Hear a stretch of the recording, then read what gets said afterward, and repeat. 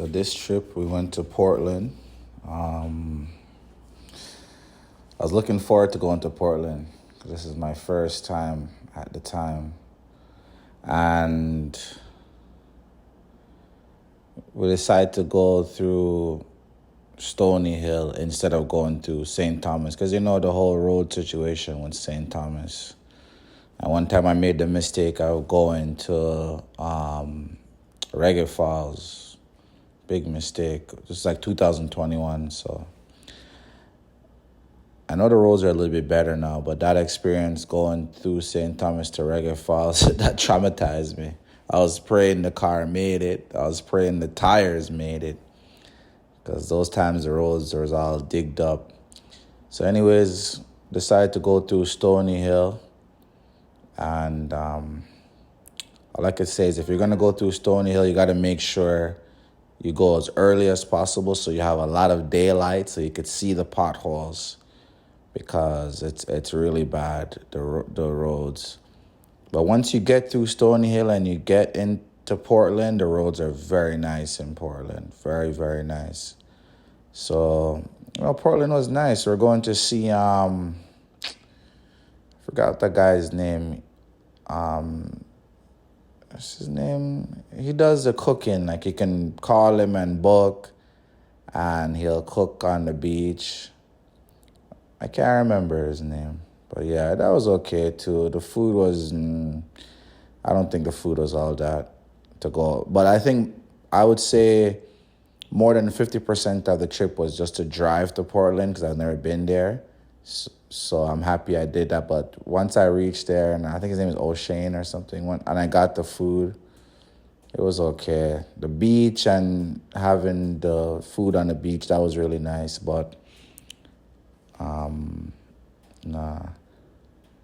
I don't know. I wouldn't go back. That's my opinion.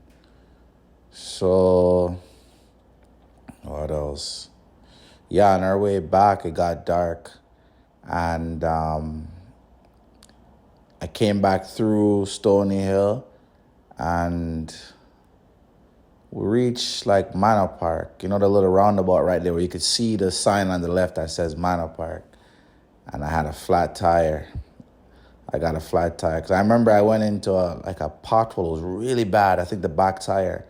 And then a couple minutes later, I hit a next one. So, that's too much. Then I have low-profile tires. So anyone that's familiar with low-profile tires know, like, those, only can take so many hits.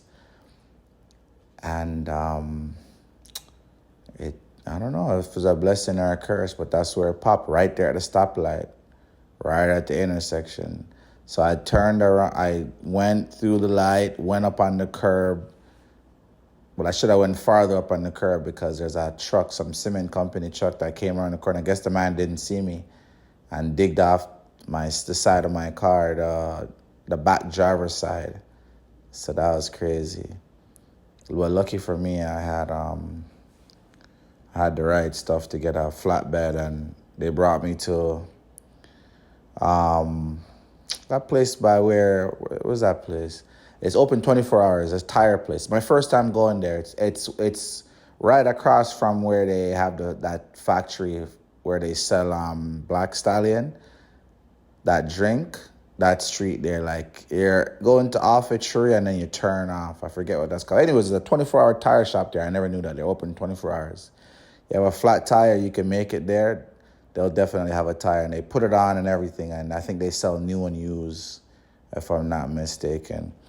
So anyways, I'm going to finish the talk and like, subscribe, and I'm just going to let you guys check the video. Let me know what you think in the comments. I plan to go back to Portland, but definitely I need something with some big tires to go to Portland. That's for sure. No more low-profile tires.